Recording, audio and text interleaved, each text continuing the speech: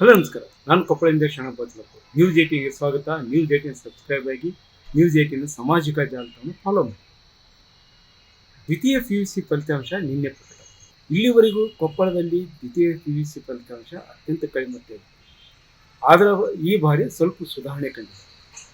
ಕಳೆದ ಬಾರಿ 67% ಅಷ್ಟು ಫಲಿತಾಂಶ ಬಂದು ರಾಜ್ಯದಲ್ಲಿ 23ನೇ ಸ್ಥಾನದಲ್ಲಿದ್ದ ಕೊಪ್ಪಳ ಜಿಲ್ಲೆ ಈ ಬಾರಿ 86.8% ಫಲಿತಾಂಶ ಬಂದು ರಾಜ್ಯದಲ್ಲಿ 17ನೇ ಸ್ಥಾನ ಪಡೆದಿದೆ. ರಾಜ್ಯದಲ್ಲಿ ಅತ್ಯಂತ ಹೆಚ್ಚು ಫಲಿತಾಂಶ ಬಂದಿರುವ ಕಾರಣಕ್ಕಾಗಿ ಇಲ್ಲಿ ಈ ಬಾರಿ ಫಲಿತಾಂಶದಲ್ಲೂ ಸಹ ಸರಿಸುಮಾರು 10-20% ಫಲಿತಾಂಶ ಹೆಚ್ಚಾಗಿದೆ. ಇದು ಒಂದು ಕಡೆಯಾಗಿದ್ದರೆ ಇಲ್ಲಿ ಅನೇಕ ತೊಂದರೆಗಳ ಮಧ್ಯೆ, ಅಂದರೆ ಇಲ್ಲಿ ಉಪನ್ಯಾಸಕರ ಕೊರತೆ ಇದೆ, ಕಾಲೇಜುಗಳಲ್ಲಿ ಮೂಲಭೂತ ಸೌಲಭ್ಯ ಕೊರತೆ ಇದೆ. ಈ ಎಲ್ಲ ಕೊರತೆಗಳ ಮಧ್ಯೆ ಈ ಸಾರಿ ಫಲಿತಾಂಶ ಹೆಚ್ಚು ಬಂದಿರೋದು ಇಲ್ಲಿಯ ಒಂದು ಶಿಕ್ಷಣಕ್ಕೆ ಇಲ್ಲಿ ಮಹತ್ವದ ಜೊತೆಗೆ ಶಿಕ್ಷಣಕ್ಕೆ ಇನ್ನೊಂದಿಷ್ಟು ಆಶಾಭಾವನೆ ವ್ಯಕ್ತ ಮಾಡಿದೆ. ಅದರಲ್ಲೂ PUCಯಲ್ಲಿ ಅತ್ಯಂತ ಕಡಿಮೆ ರಿಸಲ್ಟ್ ಬರ್ತಾ ಇರುವಂಥ ಈ ಬಾರಿ ಹೆಚ್ಚಾಗಿರೋದು ಇಲ್ಲಿ ಒಂದು ಆಶಾಭಾವನೆ ನೀಡಿದ್ದು, ಇಲ್ಲಿ ಮೂಲಭೂತ ಸೌಲಭ್ಯವನ್ನು ಇನ್ನಷ್ಟು ಹೆಚ್ಚಿಸಬೇಕು ಅನ್ನುವಂಥ ಒತ್ತಡ ಇದೆ.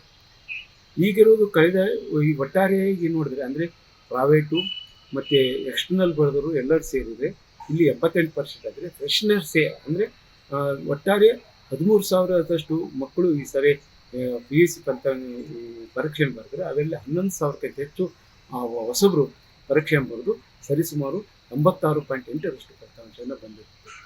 ಇದು ಸಾಕಷ್ಟು. ಅದರಲ್ಲಿಯೂ ಕಲ್ಯಾಣ ಕರ್ನಾಟಕ ಭಾಗದ 7 ಜಿಲ್ಲೆಗಳಿಗೆ ಹೋಲಿಸಿದರೆ ಕೊಪ್ಪಳ ಜಿಲ್ಲೆಯಲ್ಲಿ ಈ ಬಾರಿ ಆ 7 ಜಿಲ್ಲೆಗಿಂತ ಹೆಚ್ಚು ಫಲಿತಾಂಶ ಬಂದಿರುವುದು ಒಂದು ಆಶಾಭಾವನೆಯನ್ನು ಮೂಡಿಸಿದೆ.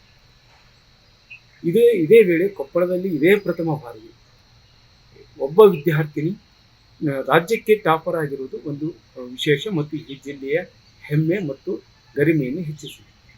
ಕುಕನೂರು ತಾಲೂಕಿನ ಮಂಗಳೂರಿನಲ್ಲಿರುವಂಥ ಶೇಖರಗೌಡ ಪಾಟೀಲು ಮತ್ತು ಅವರು ಶ್ವೇತಾ ಪಾಟೀಲ್, ಏನು ಶೇಖರಗೌಡರು ಕೃಷಿಕರಾಗಿದ್ದರು, ಶ್ವೇತಾ ಪಾಟೀಲು ಅಂಗನವಾಡಿ ಕಾರ್ಯಕರ್ತೆಯಾಗಿ ಕೆಲಸ ಮಾಡ್ತಾರೆ. ಅವರ ಮಗಳು ಸಂಗೀತಾ ಪಾಟೀಲು 600 ಮತಕ್ಕೆ 600 ಅಂಕಗಳಿಗೆ 598 ಅಂಕಗಳನ್ನು ಪಡೆದು ರಾಜ್ಯದಲ್ಲಿ ಅತಿ ಹೆಚ್ಚು ಅಂಕ ಪಡೆದಿರುವಂಥ ಕಲಾ ವಿಭಾಗದಲ್ಲಿ ಪಡೆದಿರುವಂಥ ವಿದ್ಯಾರ್ಥಿಗಳಲ್ಲಿ ಆಯ್ಕೆ ಹೋಗಬಹುದು. ಇಬ್ಬರು 698 ಬಂದು ಹಂಚಿಕೊಂಡಿದ್ರು. ಅದರಲ್ಲಿ ಸಂಗೀತ ಪಾಟೀಲು ಸೇರಿದೆ.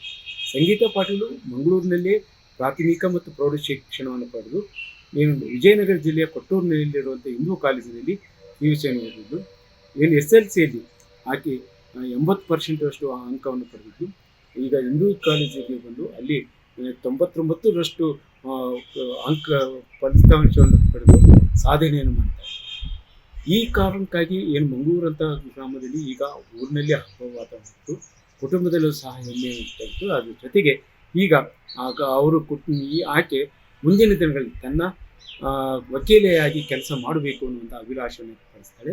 ಈ ಎಲ್ಲ ಸಾಧನೆಗೆ ತನ್ನ ಕುಟುಂಬ, ಅವರ ಪ್ರೋತ್ಸಾಹ ಜೊತೆಗೆ ಅವರ ಪರಿಸರ ಮತ್ತು ಅವ್ರ ಶಿಕ್ಷಕರೇ ಕಾರಣ ಅನ್ನುವಂಥ ಮಾತನ್ನು ಹೇಳ್ತಾರೆ. ಖುಷಿ ಆಗತೈತಿ. ನಮ್ಮ ತಂದೆ ತಾಯಿ ಶ್ರಮ ಮತ್ತು ನನ್ನ ಶ್ರಮ ಪಟ್ಟಿದ್ದಕ್ಕೂ ಸಾರ್ಥಕ ಆಯ್ತಂತ ಹೇಳ್ಬೋದು. ಕಾಲೇಜಲ್ಲಿ 2 ವರ್ಷ ಓದಿದ್ದೇವೆ. ಹಾಗೆ ಒಂದು ಒಳ್ಳೆಯ ರಿಸಲ್ಟ್ ಬಂದಾಗ ನಮಗೆ ಭಾಳ ಖುಷಿ ಆಗಿದೆ.